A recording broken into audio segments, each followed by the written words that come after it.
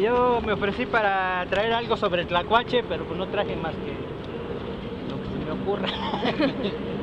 El tlacuache viene de tlacua, comer, que come un chingo, que come en todos lados. Es un marsupial, no sé si es el único, pero de los pocos en América, si no es que es el único. Quiere decir que sus hijitos se acaban de desarrollar fuera de su vientre, o sea, nacen chiquititos y se meten en una bolsa, como el canguro. Ajá.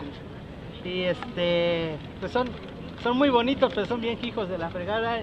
Usualmente conviven mucho con el ser humano y le roban todo, ¿no? Le roban la comida, los pollitos, los huevos de las gallinas. Entonces no es así como que un animal muy preciado en provincia. Sin embargo, para nuestros abuelos fue nuestro Prometeo.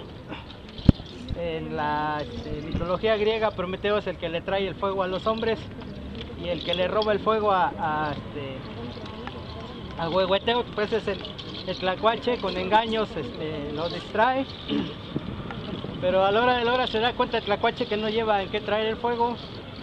Lo único que se le ocurre es prender su colita, y con su cola toma el fuego y ya se viene corriendo a entregarle el fuego al ser humano, al hombre.